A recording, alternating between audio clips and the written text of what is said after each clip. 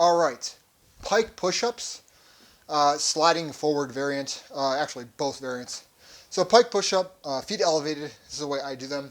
So all you need is something to elevate your feet and ground. So I'm just going to use a chair here, that's what I usually do. Put your feet on the chair, put your hands on the ground like a push-up. First way I'm going to show you is sort of the standard way of doing it. Basically this is mimicking a incline bench press. I do them in conjunction with incline bench press. We have a bench press here, and I still do these here at home. But if you're lacking, a bench press and you need to do something, maybe you're traveling on the road, or your gyms haven't opened with the global pandemic, you can do this. So here, whack your chair. My wife laughs at me. Right, so I'm here. I'm finding I like to pike, right? Because I feel that loads my chest better in this position, and then I'm going to drop my chest, trying to basically put my sternoclavicular joint on the ground, right? So I'm dropping here, right, and then I'm driving up.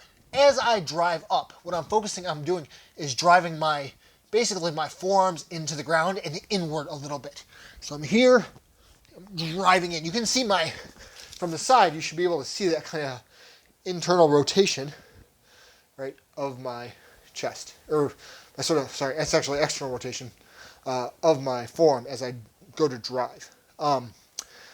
That's not really necessary as long as you can feel your chest pop. You actually kind of want to go the opposite way at the top of the motion.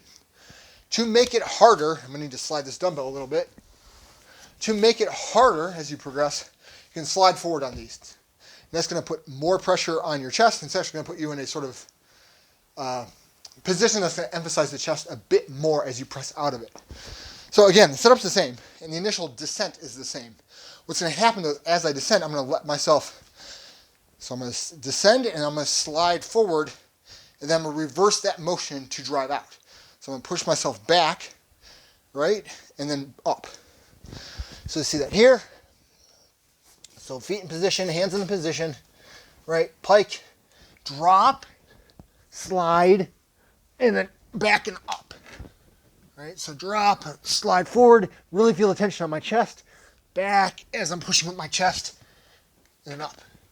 All right, so it's a slide. And there.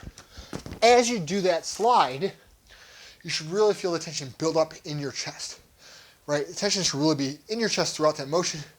And as you press back, right, you're basically pressing this, right? It's mostly chest. You're trying to drive. Right? You're here, and you effectively have to drive. The net result is your torso slides back, but you're basically trying to move, right? Because motion's relative, this way, right?